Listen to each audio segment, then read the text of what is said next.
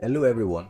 My name is Popola Oluwatobi, and this is the Chronicles of the Kings of Israel, which is episode 10.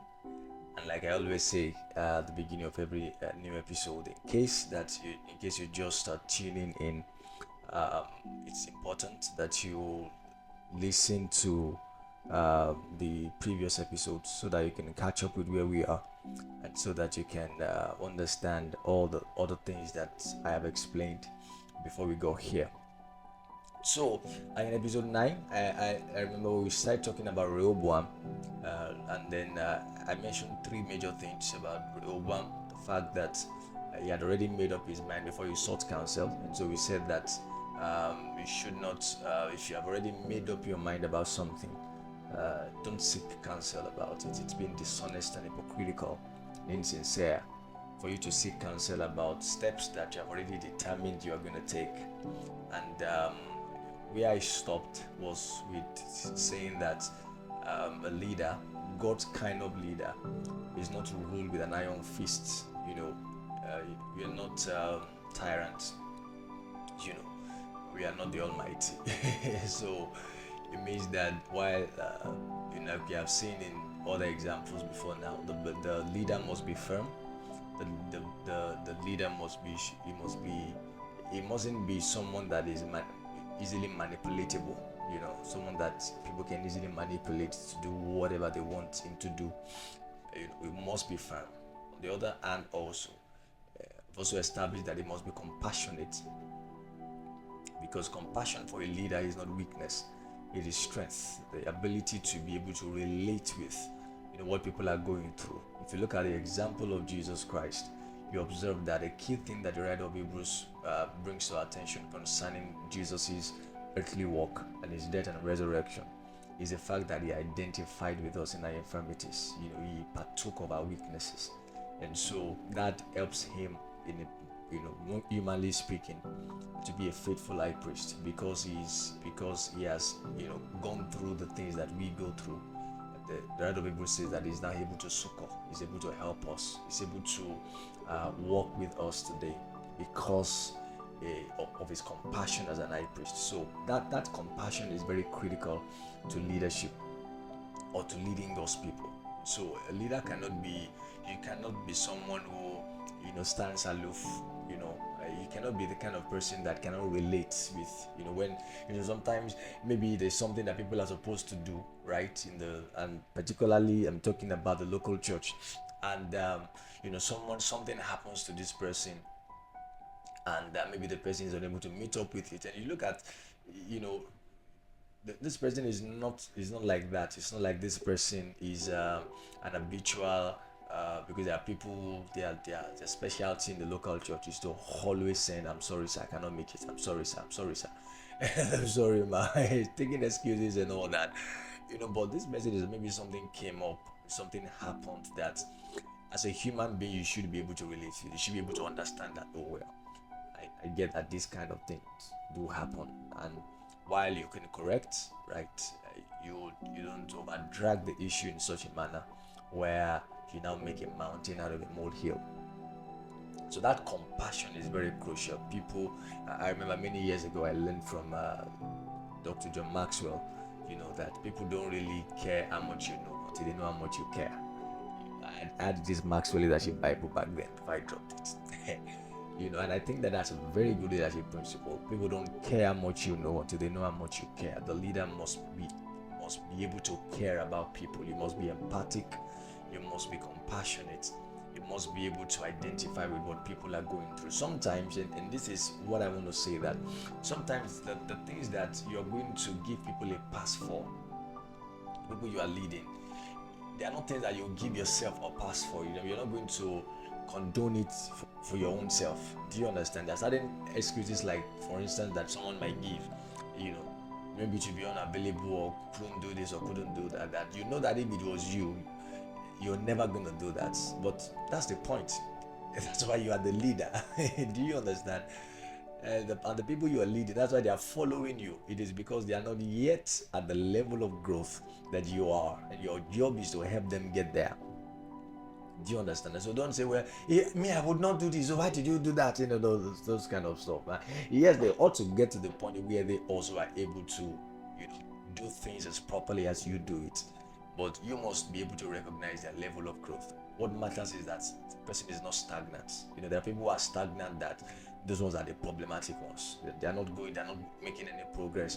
They just want to keep giving excuses. They just want to stay where they are. Some of those people might need to be dragged very hard and pulled like an horse would pull someone, drag someone. For those people, that might be necessary, but there are cases where that is not the case, and you must just be compassionate. You cannot just decide that if you wouldn't do it, they cannot do it. At some point, yes, but you look at the level of growth, then God will give you the wisdom to be able to put all these things to work. And that's why the emphasis I've always made, especially since when we started talking about Solomon, is the need for you as a leader to always pray for wisdom, because there is no written script for these things per se.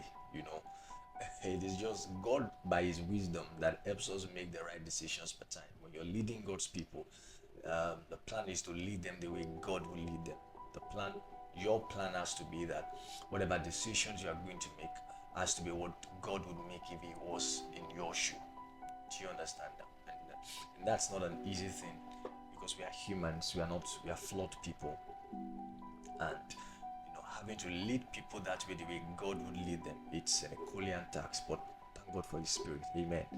Thank God for his wisdom. It means that if we rely on God's wisdom and we always pray for God's wisdom, God will teach us how we ought to handle peculiar cases as they come our way, and help us make the right decisions as leaders. So that's just a quick recap of the last episode. So I want to take it from there today, and look at what this guy Rehoboam did. Come to Romans chapter. I said Romans. First Kings chapter 12. Pardon me. First Kings chapter number 12. That is verses 18 and 19, where the people had come to Rehoboam, and Rehoboam had told them, and this and that, and he did all of that.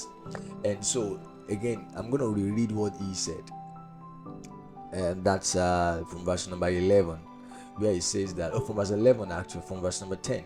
The young men that were gone up with him spake unto him, saying, thus shall you speak unto these people that speak unto thee. Your father made a heavy yoke, make it lighter unto us. But you will say unto them, my little finger shall be thicker than my father's loins. Even though my father laid you with a heavy yoke, I will add to your yoke. My father chastised you with whips, I'm going to chastise you with scorpions. Then Jeroboam and all the people came to Rehoboam. So he said the exact same thing. The Bible said in verse 13, he answered the people roughly and said to them in verse 14, my father made your yoke heavy, I will add to your yoke. My father chastised you with whips, I'm going to chastise you with scorpions. So the Bible said the king did not listen to the people, because the cause was from the Lord, that they might perform his saying, which the Lord spake by Ahijah the Shilonite to Jeroboam, all and all like that. And so now this guy is demanding tribute. Look at verse number 18. The Bible now says that King Rehoboam sent Adoram, who was over the tribute, and all Israel stoned him with stones, that he died. Therefore King Rehoboam made speed to get up to his chariot to flee to Jerusalem. So Israel rebelled against the house of David unto this day. The point here is that Rehoboam had the audacity to demand tribute or honor, which you could say is honor, from a people that he was not willing to serve. These people had come to you and they had told you, you know how hard things were for us under your father's leadership. Things were this, things were that. We went through this, went through that. Please, we want to serve you, but we want to ask that you lighten our yoke and make things a bit easier for us and all. And he could have, but I guess because he didn't want to appear weak. I don't want to appear as a weak leader. Why didn't you people take that up with my dad? Why is it that me, or is it because I'm a young guy? You think that you can just come and manipulate? And all of that, probably those were the things in Rehoboam's head. And then these people that you refuse to listen to, these people that you do not want to serve, you now went ahead to demand tribute from them, demand honor from them. The Bible says that they stoned his emissary to death, and he also had to run away. Now, this is not an endorsement of what they did. Do you get? But when you study the scriptures, you need to look at things from both ends. The issue here and what Rehoboam shows here is something that all leaders must avoid. Because you see, the concept of honor in scriptures is meant to be, especially towards leaders, the concept of honor is meant to be people's response to the labor or the service of the person that they are following. And that's why I often tell folks, usually the people that I pastor in our local church, that it is never reasonable for you to criticize how people honor their leaders. You know, I admit that it's not every pastor that I like, obviously. You know, some because of practices and patterns of ministry that just don't sit well. I don't like them. Nonetheless, I do not allow the fact that I do not like them get me into getting hungry or getting unsettled or criticizing the people who choose to honor them, or the people they are laboring over, the people in the local church. How I ensure that I don't cross that line to the point we are start to now criticize how people are honoring their leaders. And I mean honor that is not extra biblical. Do you understand? It's not like it's not against the Holy Scriptures. It's totally unreasonable. And the reason it's unreasonable is because you have no idea the labor of their leader, their pastor over their lives. You're not in that church. You don't know what they have experienced. You know what the pastor has had to go through. They are the ones who have a personal testimony of what their pastor has done for them. They are the ones that you do not have it. And so, you cannot say it's too much. You cannot say, that honor is too much. Why will you be honoring a human being like that? Well, the point is that if you had seen the labor of their pastor over them, you probably may have also said that labor was too much. So it's none of your business. That's just the point. It's none of your business. If you're not the one laboring, you're not privy to the labor. You have not been on the hot. You have not received, the labor of a man. You cannot determine how he should be honored. That was Judas' issue. I think that should be John chapter number 12. When Mary came and broke her alabaster box and was rubbing Jesus' feet with it, and Judas became indignant. What nonsense is this? This is too much. We could have used this alabaster, this oil, and sold it and used the money for the poor. And you just, poured everything on the rubbing the feet of this man. All of that, and he was just indignant about it. But Mary honored Jesus like that because Jesus just raised a brother from the dead after 4 days. Judas didn't know how that felt. Do you understand? He doesn't know how it feels. He didn't know how it feels, right? For you to have had your brother, you watch him, pinned down by sickness, and eventually, you're expecting him to be healed. They didn't get healed. He died. You've cried and cried and cried. The first day, the second day, the third day, the fourth day, Jesus shows up, and then on the floor, Jesus just comes and raises your brother back from the dead. After 4 days, you've already lost all hope. You have already resigned to faith that your brother is gone, and then Jesus comes, restores that hope back to you, and he raises your brother back from the dead. In Mary's eyes, there is nothing that is too costly and nothing that is too expensive for me to pour on this man. This man has brought my brother back to me. Judas didn't know how that felt, and that was why he was complaining about how Mary honored Jesus Christ. That's exactly what some people do also today. Sometimes you see some people, maybe a pastor is doing his birthday or something, and or it's not a birthday, the church members come together, they get him one very massive gift. There was a time like that in a church, a very large church, a small church, came together, I think brought the jets for their pastor, and then they started to talk, how can you use a lot of this money to go and buy jet for a pastor? And they were just. And I remember I said it to people back then that what exactly is your problem? You don't know this pastor has labored over these people as far back as then I know for more than 20 years. You don't know the effort, the labor, the sleepless nights, the sweat, the times he had to, forgo his sleep to attend to them. You don't know what they have received of his ministry. What makes you think that you have the right to tell them how they should honor their leader? You don't. So honor should, that's how I got there. Honor is a response to the labor. First Timothy chapter 5, 17 and 18. Paul also says to Timothy, let the elders that rule well be counted worthy of double honor. Those that rule well, that means if they are serving you well, they are laboring over you well, they are presiding over you according to God's will, purpose, and plan, then count them worthy of double honor. His emphasis was even on material giving. But the point is, he's telling them if they are ruling you well, honor them. If you flip that switch, it also means that a pastor who doesn't want to labor over people should not expect or demand honor from them. Because honor is just not meant to be there. It's meant to be a product.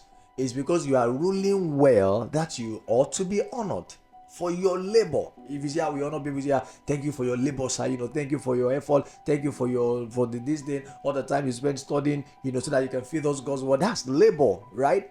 If you're not doing all that, you come to church and preach one very shallow message that you just picked from one channel on DSTV the previous night. Do you get it? You don't pray for these people. There's nothing at all. You're never available. You're never accessible. You're this and that. You're just catching cruise and just appear on Sunday, appear on Wednesday. Disappear and all of that.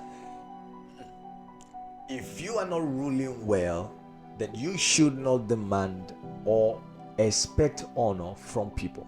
That was exactly what Rehoboam did, and it backfired. They mobilized themselves and they stoned his emissary to death, and that was how Israel rebelled away from him, in demanding honor from people that he was unwilling to serve. Don't ever forget that the job of a leader is service. Don't never forget that. A lot of people are so fixated on the honor that comes with leadership. I think that it's a very terrible emphasis. You should not, if you are appointed as a leader, or God has put you in a position of a leader, you're pastor over your people. It's work. It's a lot of work. It's a lot of labor. It's not just I'm not in the place where people will be greeting me and carrying my bag and bending down to greet me and all of that stuff. Sir, all the mass. There are people who are so engrossed into that. That's what they're looking for. You can never be faithful with that kind of mindset in your call. You can never be faithful. Never ever. If you're going to be faithful as a leader of God's people, you must have the mindset of a servant. In Mark chapter 10, remember, in 42 to 45, Jesus emphatically states that the reason the Son of Man has come is not to be served, but it is to serve others and to give his life as a ransom for many. That is because Jesus is a pattern example, he's a pattern leader. He came to give himself to die for us. Do we honor Jesus today? Absolutely yes. We honor the Lord Jesus Christ. Now, why do we honor Jesus Christ? He gave himself for us. So the leader's work is to serve. So you have to ask yourself, as a leader, what kind of labor are you engaging in? Consistently. Are you prioritizing your regular normal life above your spiritual stewardship? Because these are questions you've got to ask. Because there are people who are leaders in the church. Maybe you are a unit leader, or you are a cell leader, or whatever group they have in your church where you are a leader, right?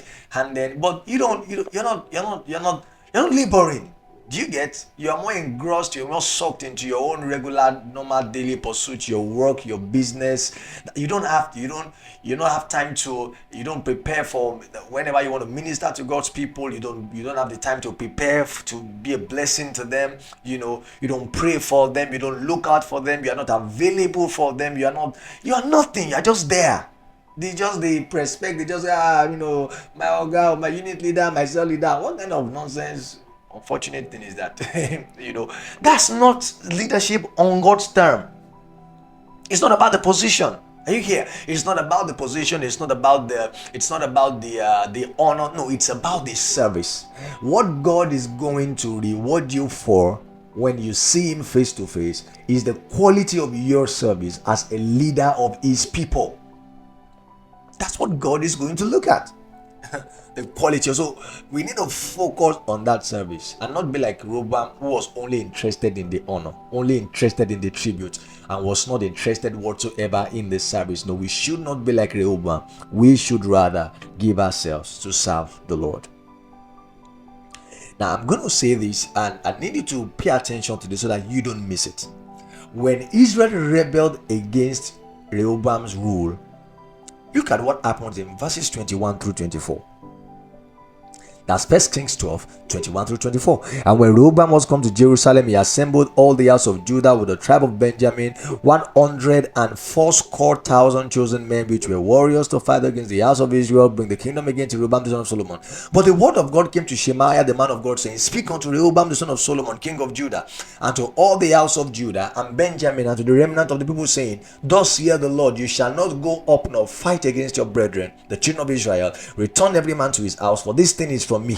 They hearken therefore to the word of the Lord, and return to the path according to the word. Now this is a very it's very instructive and also very dicey. Now don't forget that Israel, because of Rehoboam's stance against them, had pulled away and followed Jeroboam. So Rehoboam only had the kingdom of Judah that he was presiding over. So Rehoboam rallied his armies to go and fight against Israel so that they can restore back Israel to them. Then God sends a prophet to Rehoboam telling him, don't fight against them because I sanctioned their rebellion. And that's a careful thing that one must say. God sanctioning Israel's rebellion against Rehoboam. And let me tell you what I believe we should learn from this, because God cares about his flock. If you are a leader and you are listening to me, I need you to never forget what I'm about to explain to you. God cares more about his flock than it. Now, put this in inverted comma, quote and unquote. He cares more about his flock than he cares about you. He does. That means if God puts you in charge of people, God's eyes are over his flock. God is not going to watch you mess his flock up. He's not going to watch you destroy his flock. He's not going to watch you maim his flock and then take your side against his flock. The just God of heaven and earth is never going to do that. He's never going to do it. And so I make bold to say this, that God many times can lead people away from an oppressive leader, or lead people away from an unfaithful leader and lead them to another leader, another shepherd that will watch over their soul and care for them like he would. God can. He can. I mean that, this person is just taking advantage of, God's flock in whatever way. He's taking advantage, monetarily, sexually, whatever way. He's just, taking advantage of the flock and abusing his flock. No. Jesus gave his life for this flock in Acts chapter number 20. 27-28, when Paul was speaking to the elders of the church of Ephesus and Miletus, he told them to feed the flock, take care of the flock that Jesus purchased with his own blood. That's how important it is. That Jesus died for these people is not going to watch you mess up and destroy their lives, and then he will just do like that. Maybe I called him, maybe I'm the one that put him there. Just leave. No, God can lead people away from oppressive, unfaithful, and manipulative leadership. Now, I said that it's a careful thing to say because obviously there are many rebellions, that, and I say rebellion because it's not that the leader is doing his best. The leader has a good heart, is serving the Lord. The leader is watching over the flock, but Satan just uses certain men to want to destroy the work, scatter the work. There are many things like that. There are many breakers that have this work of the devil. But we're talking about peculiar cases where this leader is a known unfaithful person. God can lead. If someone is going to a church where the pastor is not making people grow or helping people grow, God can lead that person away from that church to another church. It's as simple as that. He can. In fact, in Jeremiah 3, if you read the entire book of Jeremiah, God's anger, were against the prophets who were taking advantage of his flock, which was the house of Israel. And so God says, I'm going to take my flock out of your hands. I'm going to do this. Then he says in Jeremiah 3:15, I'm going to give my flock pastors after my own heart who are going to lead. So he talks about the fact that he was going to remove or take away his flock from those who were abusing and taking advantage of them. And he's going to put them in another hand. He's going to put them under another shepherd that will watch over them and take care of them. So God can lead people away from an oppressive leader because he cares for his sheep. So as leaders, we must never think that it doesn't matter what we do, it doesn't matter how we choose to lead God's people, because we are called of God, we have insurance. That insurance will fail you. That insurance will fail you because God is a just God. God is a righteous God and is a righteous judge. And God will not watch you destroy dozens and hundreds or thousands of lives without doing anything about it. He will judge you for it. I'm not talking about in the world to come. He will judge you now. And sometimes part of your judgment in the now is God taking away people from under your watch and putting them under someone else to care for them. So as a leader, please pay attention to all these things we've talked about today. Ensure, like we mentioned, be compassionate as a leader. Ensure that your mind is focused on service, not on the honor that comes to you from service. And finally, we said, don't be an oppressive and manipulative leader. Don't be an unfaithful leader, because God can lead men away from your leadership and put them under another shepherd who will care for them. I think I'll stop there today. The next episode we'll talk about Jeroboam, and then we'll take it from there. Have a very wonderful day, and God bless you. Amen.